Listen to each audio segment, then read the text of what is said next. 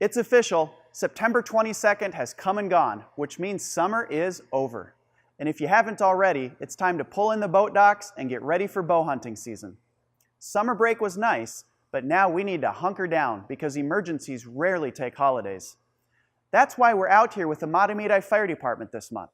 We have a bunch of great topics to cover, more interviews with awesome subject matter experts, and relevant content you can use in your day-to-day practice. On deck this month, it's sports-related injuries, pediatric airway management, and mass casualty incidents. Yep, you guessed it. Those are the 3 things you need to know. Buckle up. I'm Dr. Bjorn Peterson. It's October, and you're watching Regions EMS Update.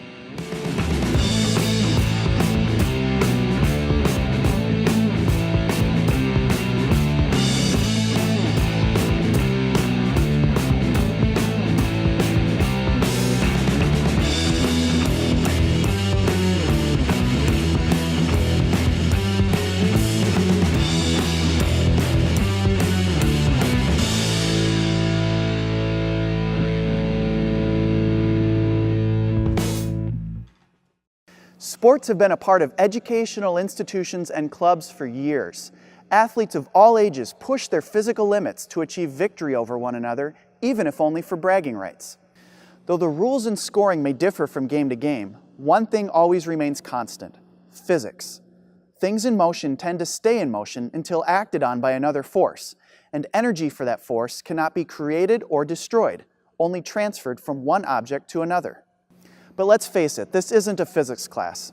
The main lesson for today is that when things hit each other, some science happens, and sometimes people get hurt. Great advances have been made in protective equipment to keep athletes safe, and we've certainly come a long way since the days of leather helmets. The problem with these advancements is that it can complicate our assessment and treatment options as emergency responders. Your first priority is always to assess the ABCs. It feels different when you're doing it in front of a crowd, but don't forget that your primary responsibility is to the injured athlete. One thing you should consider early on is the athlete's protective gear. Athletic trainers and sports medicine physicians are going to be the best resource for you to help you decide whether or not you need to remove the protective gear and the most efficient way to do it. Most of the time, you will be responding for a traumatic injury, so your main consideration should be to determine what needs to be removed in order to complete your primary survey and where it should occur, depending on the mechanism of injury and the urgency of the situation. This should be done with the assistance of people who are most familiar with those devices, if at all possible. The National Athletic Trainers Association released a consensus statement in 2015 that encourages the removal of protective gear prior to transport for suspected spinal injuries, if it can be done safely and appropriately. In some cases, that might be on the playing surface. Sometimes it might be in a more private area off of the playing surface, or maybe it's best to wait until you get to the hospital. Keep in mind that hospital staff are less likely to be familiar with the removal of athletic protective gear, so take advantage of the resources available to you on scene whenever possible. In medical situations, you may not necessarily need to remove any of the protective gear unless you need to remove the helmet or face mask to gain access to the airway. Once the primary survey is complete and you are confident there are no imminent life threats, your next priority should be to safely remove the athlete from the playing surface. This will provide some privacy for the patient and allow you to complete a thorough exam and perform any necessary interventions. And finally, no one likes to see an ambulance show up at a sporting event. One very important part of your job as an emergency responder is to provide calm, professional leadership and coordinate the efficient delivery of care.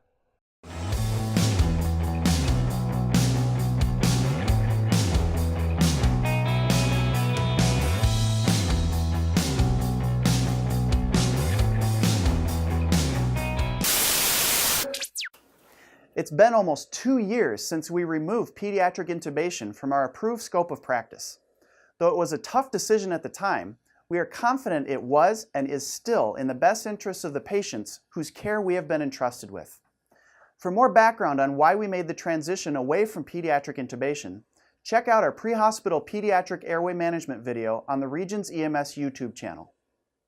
Even without tubes, we can very effectively manage a pediatric airway using these finely tuned instruments of healing, and this.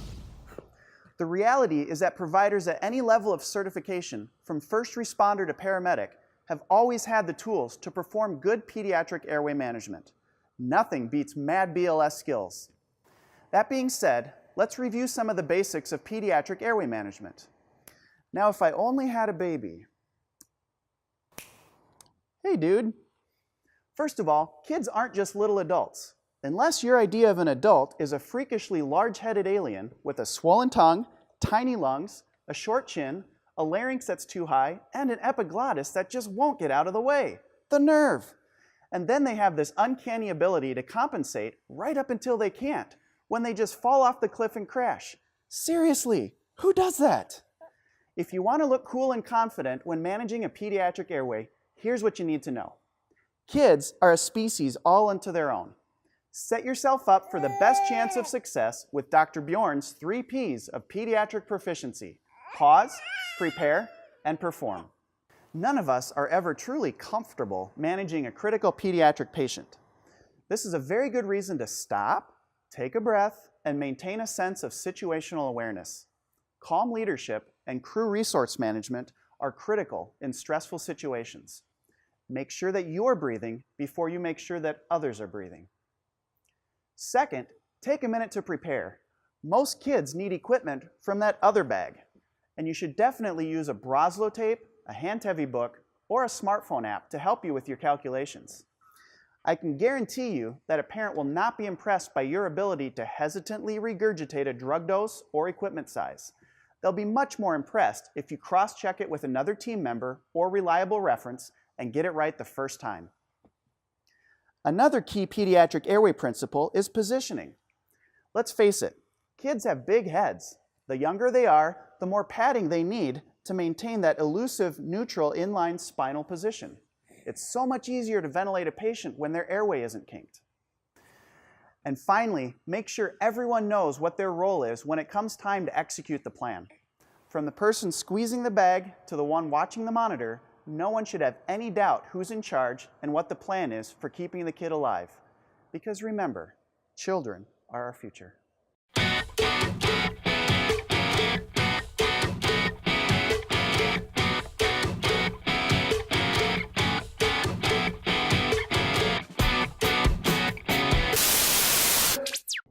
Hello, I'm Dr. Carrie Haley with Regions EMS. Today we have the opportunity to interview a national researcher in the world of pre-hospital medicine. Dr. Brooke Lerner is a tenured professor of emergency medicine at the Medical College of Wisconsin in Milwaukee, Wisconsin, where she also acts as the research director for the emergency department.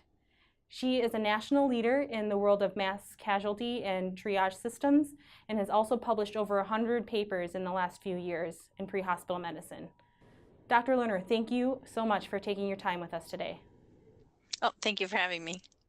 Dr. Lerner, to start off with the basics, what constitutes a mass casualty event and what is the need for triage? Sure. So really a mass casualty doesn't have a number definition. It's by the resources that you have at the time. So if there are more patients than you have the resources to deal with, you should start to think about using some sort of system to prioritize those people. Dr. Lerner, there are a few triage systems out there, including the CELT triage system, which you were involved in. Can you elaborate on the strengths and weaknesses of the different triage systems out there? Sure. So basically, there's several systems. One of the most common ones people might know is START. There's the recent publication of the SALT triage. Um, but really, the goal in the work group that worked on trying to come to a national standard that ended up creating SALT was to create more interoperability by having people speak the same language. And so that really led to the development of the model uniform core criteria. And so what the model uniform core criteria does is sort of lay out that you can use any system that you want, but you should make sure it has 5 categories. So the minimal, delayed, immediate, expectant, and dead. You should make sure that you're providing life-saving interventions early if you have the training and the equipment immediately available, so that you're not looking at someone and saying, wow, you're bleeding to death. you're my first priority when I come back, but actually doing something to stop the bleeding quickly before you move on to the next patient. So you mentioned the core criteria. Was there a specific reason why those core criteria were chosen, and what differences does the SALT triage core have to do with other Jumpstart and the other triage systems? Sure. So the core criteria basically are based on the best evidence that we had available at the time. If you wanted to kind of compare the difference between, say, start triage and what the core criteria recommend, as people may know, start doesn't apply to adults, so you need to learn jump start. And what we know from the data is in communities that had those sort of two pronged systems, what happens is the pediatric system gets forgotten, and either the kids all become immediate and get moved faster. And so the goal with the model uniform core criteria and what SALT follows is to basically have one system for everyone, so you don't have to remember two different things. Another difference is that we can see from the data on responses that when it comes time to count respirations or pulse rates, it's never going to happen. It's too chaotic. And so what SALT and the model uniform core criteria recommend is that we pulled out any sort of request that you determine somebody's respiratory rate or count anything, because it just never happens. Um, and so really it's making judgment on whether somebody's having difficulty breathing or not, rather than are they, what is the rate? There's unfortunately been quite a few mass casualties since SALT triage was first introduced. Has there been any feedback from those groups that were involved on how the triage went? Yeah, unfortunately, the communities where those events occurred didn't use SALT triage, so other systems were used. Although, in listening to the talks, it seems like a lot of the principles were really followed in communities that I've heard tell anecdotal reports of what happened. Didn't count respiratory rates and did a lot of the sort of classifying based on observation that we advocate for.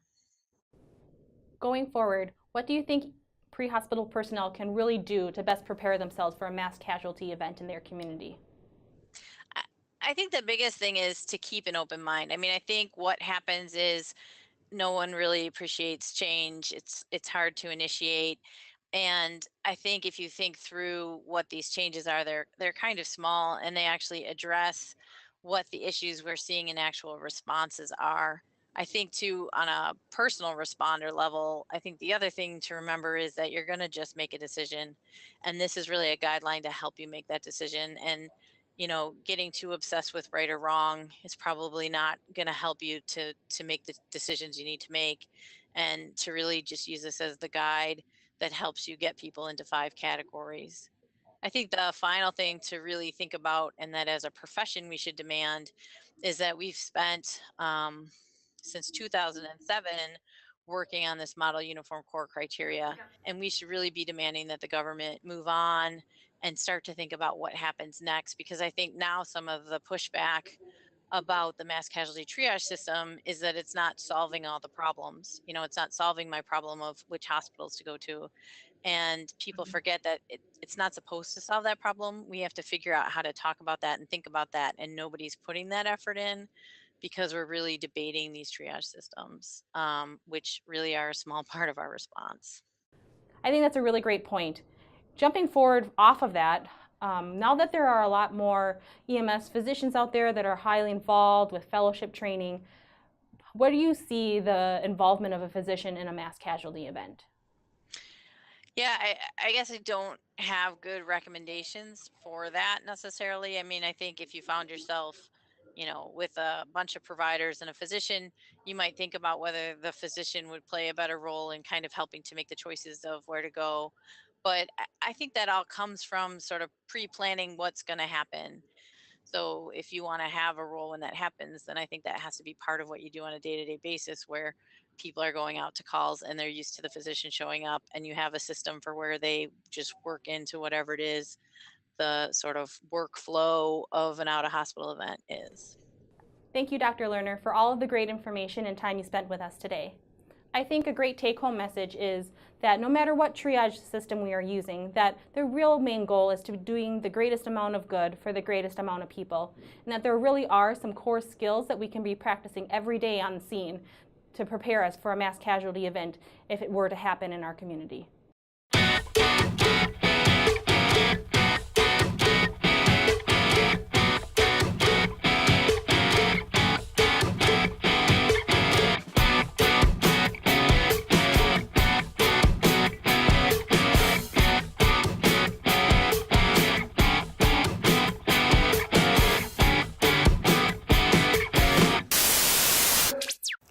Well, this wraps up yet another Regions EMS update. Thanks again to the Matumidi Fire Department, the Minnesota Wild, and Dr. Brooke Lerner for sharing some epic wisdom with us this month. Check us out at regionsems.com or any of our social media channels. Thanks to all of you who have liked, shared, and commented on our videos. We love getting your feedback, so keep it coming. We want these updates to be relevant, so let us know what's important to your agency. And as always, be smart, be safe, and be professional. See you next month.